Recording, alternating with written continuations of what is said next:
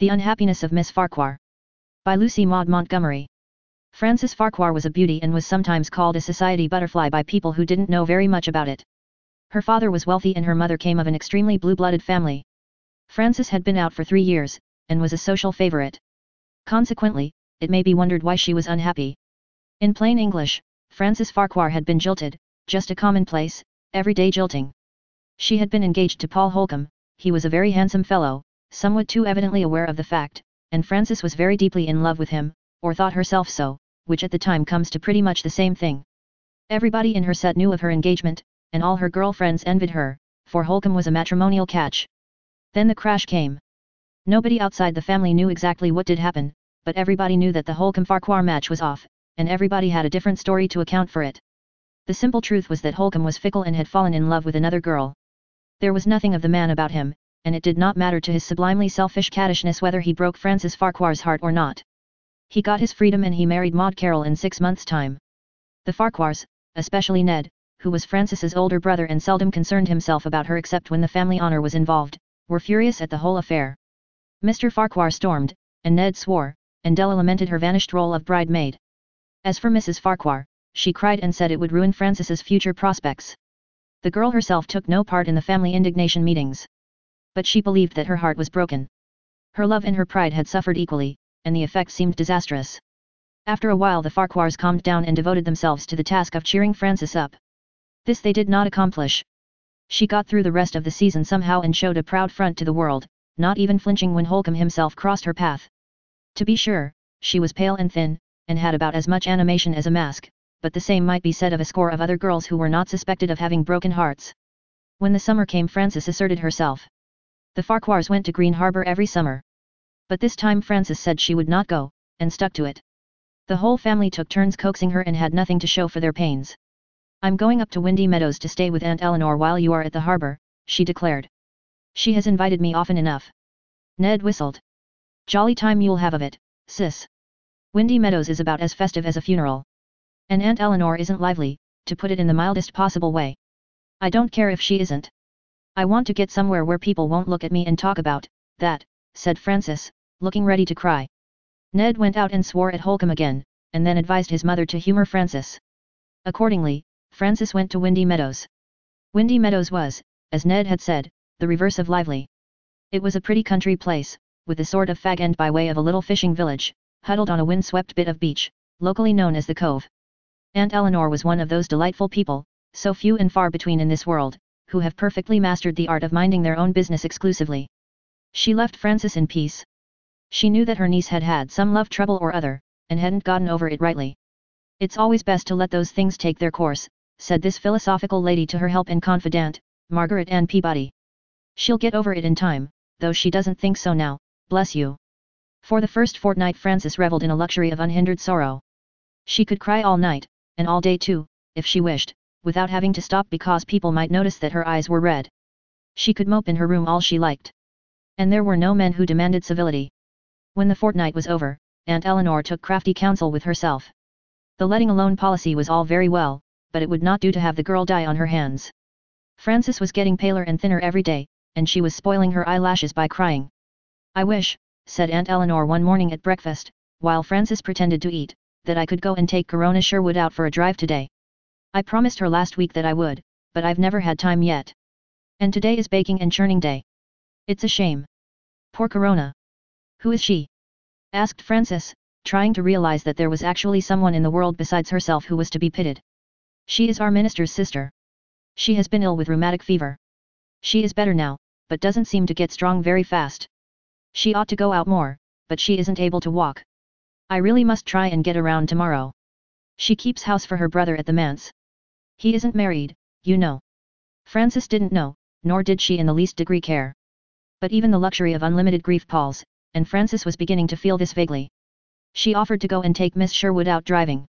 "I've never seen her," she said, "but I suppose that doesn't matter.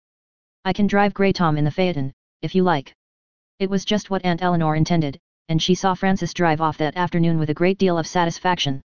"Give my love to Corona," she told her, "and say for me that she isn't to go messing about among those shore people until she's perfectly well. The manse is the 4th house after you turn the 3rd corner. Frances kept count of the corners and the houses and found the manse. Corona Sherwood herself came to the door. Frances had been expecting an elderly personage with spectacles and grey crimps. She was surprised to find that the minister's sister was a girl of about her own age and possessed of a distinct worldly prettiness. Corona was dark, with a different darkness from that of Frances, who had ivory outlines and blue-black hair, while Corona was dusky and piquant. Her eyes brightened with delight when Frances told her errand. "How good of you and Miss Eleanor. I am not strong enough to walk far yet, or do anything useful, in fact, and Elliot so seldom has time to take me out." "Where shall we go?" asked Frances when they started. "I don't know much about this locality. Can we drive to the cove first? I want to see poor little Jackie Hart. He has been so sick." "Aunt Eleanor positively forbade that," said Frances dubiously. "Will it be safe to disobey her?" Corona laughed. "Miss Eleanor blames my poor shore people for making me sick at first, but it was really not that at all. And I want to see Jackie Hart so much. He has been ill for some time with some disease of the spine and he is worse lately. I'm sure Miss Eleanor won't mind my calling just to see him." Frances turned Grey Tom down the shore road that ran to the cove and past it to silvery, wind-swept sands, rimming sea expanses crystal clear. Jackie Hart's home proved to be a tiny little place overflowing with children. Mrs. Hart was a pale, tired-looking woman with the patient, far-seeing eyes so often found among the women who watch sea and shore every day and night of their lives for those who sometimes never return. She spoke of Jackie with the apathy of hopelessness. The doctor said he would not last much longer. She told all her troubles unreservedly to Corona in her monotonous voice. Her man was drinking again and the mackerel catch was poor. When Mrs. Hart asked Corona to go in and see Jackie, Frances went too. The sick boy, a child with a delicate, wasted face and large, bright eyes, lay in a tiny bedroom off the kitchen. The air was hot and heavy. Mrs. Hart stood at the foot of the bed with her tragic face. "We have to set up nights with him now," she said. "It's awful hard on me and my man. The neighbors are kind enough and come sometimes, but most of them have enough to do. His medicine has to be given every half hour. I've been up for 3 nights running now. Jabez was off to the tavern for 2. I'm just about played out." She suddenly broke down and began to cry, or rather whimper, in a heartbroken way. Corona looked troubled. "I wish I could come tonight, Mrs. Hart, but I'm afraid I'm really not strong enough yet." "I don't know much about sickness," spoke up Frances firmly, "but if to sit by the child and give him his medicine regularly is all that is necessary, I am sure I can do that. I'll come and sit up with Jackie tonight if you care to have me." Afterwards, when she and Corona were driving away, she wondered a good deal at herself. But Corona was so evidently pleased with her offer, and took it all so much as a matter of course, that Frances had not the courage to display her wonder. They had their drive through the great green bowl of the country valley, brimming over with sunshine, and afterwards Corona made Frances go home with her to tea. Rev. Elliot Sherwood had got back from his pastoral visitations, and was training his sweet peas in the way they should go against the garden fence. He was in his shirt sleeves and wore a big straw hat, and seemed in no wise disconcerted thereby. Corona introduced him, and he took Grey Tom away and put him in the barn. Then he went back to his sweet peas. He had had his tea, he said, so that Frances did not see him again until she went home. She thought he was a very indifferent young man, and not half so nice as his sister. But she went and sat up with Jackie Hart that night, getting to the cove at dark, when the sea was a shimmer of fairy tints and the boats were coming in from the fishing grounds. Jackie greeted her with a wonderful smile, and later on she found herself watching alone by his bed. The tiny lamp on the table burnt dim, and outside, on the rocks, there was loud laughing and talking until a late hour. Afterwards a silence fell, through which the lap of the waves on the sands and the far-off moan of the Atlantic surges came sonorously. Jackie was restless and wakeful, but did not suffer, and liked to talk. Frances listened to him with a newborn power of sympathy, which she thought she must have caught from Corona. He told her all the tragedy of his short life, and how bad he felt, about Dad's taking to drink and Mammy's having to work so hard. The pitiful little sentences made Frances's heart ache.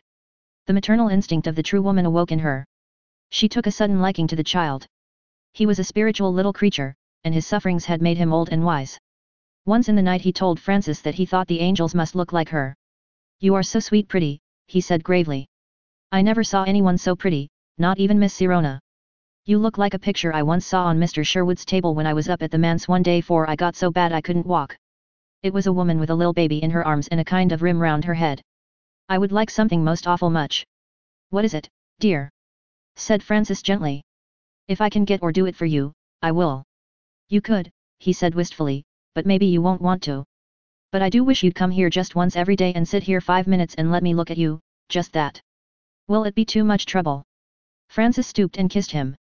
"I will come every day, Jackie," she said, and a look of ineffable content came over the thin little face. He put up his hand and touched her cheek. I knew you were good as Miss Sirona, and she is an angel. I love you. When morning came, Frances went home. It was raining, and the sea was hidden in mist. As she walked along the wet road, Elliot Sherwood came splashing along in a little two-wheeled gig and picked her up. He wore a raincoat and a small cap, and did not look at all like a minister, or, at least, like Frances's conception of one. Not that she knew much about ministers. Her own minister at home, that is to say, the minister of the fashionable uptown church which she attended, was a portly, dignified old man with silvery hair and gold-rimmed glasses, who preached scholarly, cultured sermons and was as far removed from Frances's personal life as a star in the Milky Way. But a minister who wore rubber coats and little caps and drove about in a two-wheeled gig, very much mud-bespattered, and who talked about the shore people as if they were household intimates of his, was absolutely new to Frances. She could not help seeing, however, that the crisp brown hair under the edges of the unclerical-looking cap curled around a remarkably well-shaped forehead, beneath which flashed out a pair of very fine dark grey eyes. He had likewise a good mouth, which was resolute and looked as if it might be stubborn on occasion, and, although he was not exactly handsome, Frances decided that she liked his face. He tucked the wet, slippery rubber apron of his conveyance about her and then proceeded to ask questions. Jackie Hart's case had to be reported on, and then Mr. Sherwood took out a notebook and looked over its entries intently. Do you want any more work of that sort to do? He asked her abruptly.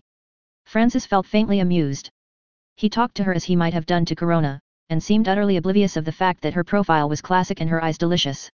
His indifference piqued Frances a little in spite of her murdered heart.